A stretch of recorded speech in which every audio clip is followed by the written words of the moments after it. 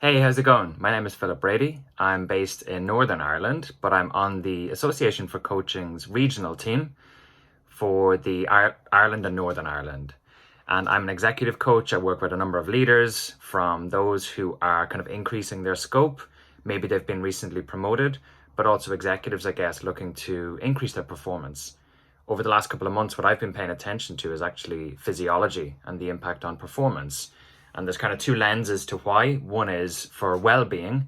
I noticed that there's massive connections with the mind-body, and we were neglecting and ignoring the below the neck parts of ourselves. And so I wanted to pay attention to it for that perspective, but also because I was learning and kind of banging into information that was saying, actually, our physiology is crucial to our performance and our ability to lead, but also to lead authentically. And that's been really important and a driving force for me over the last couple of months. So I wanted to share at least 4 things that I've learned on my personal training journey, where I'm studying to be a qualified personal trainer, but actually to use it in my leadership coaching. So number 1 is breathing, and specifically nasal breathing. There's an amazing book. This is the book here, James Nestor's Breathe. Beautiful book. You don't have to read it. I'll summarize it in 1 sentence. More or less, use your nose to breathe.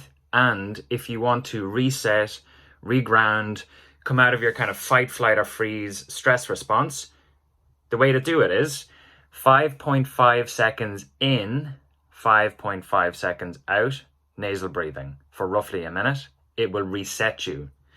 When you're breathing in, make sure your diaphragm is expanding so that it's not a chest and an upper body breath, but actually it's that bit deeper.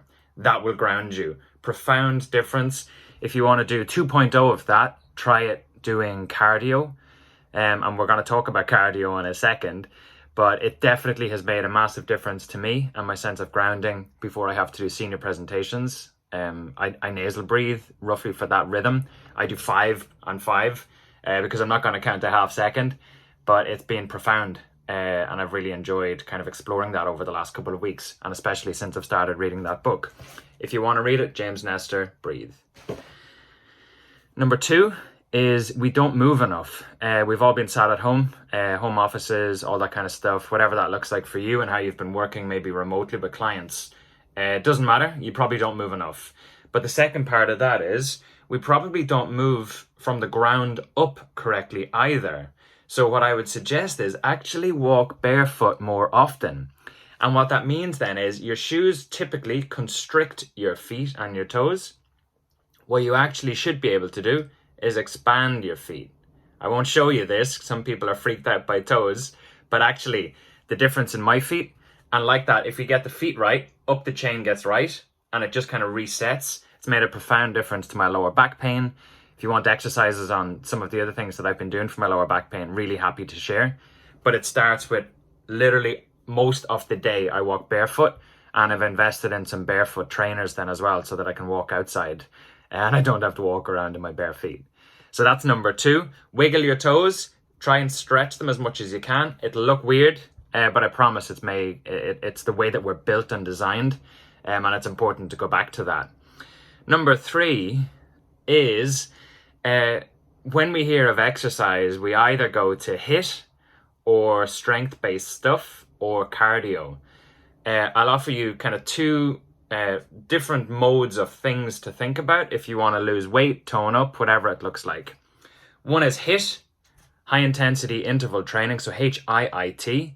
Works because it just flips the way that your heart is working, and that kind of variability between what your body is being asked to perform under will actually flip you from anaerobic to aerobic, and there's lots of good things that happen for fat burn and muscle build between those 2 things.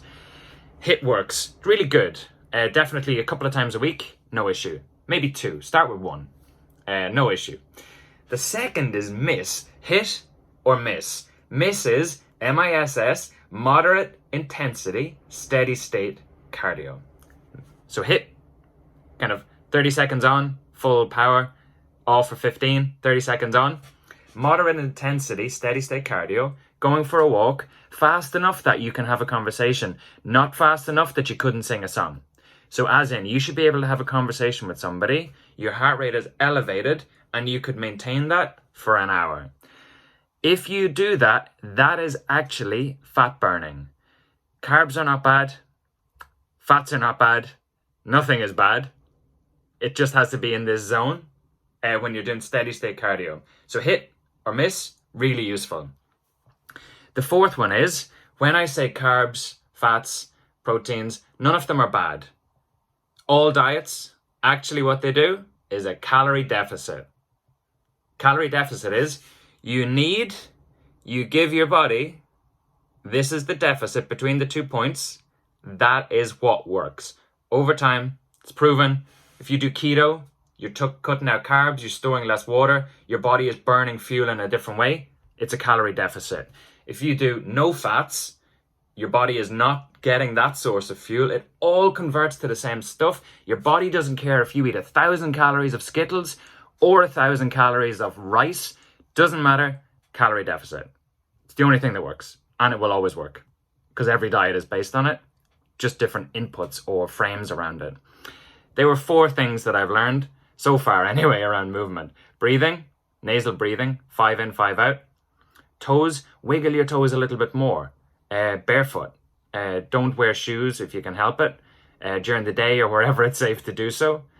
HIIT or miss. So HIIT is high intensity interval training, so getting that heart rate going up and down within a short period of time.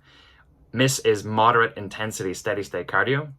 And then 4 is calorie deficit. So any diet that works is because it's a calorie deficit. Your body needs, your body gets, that deficit has to burn fat.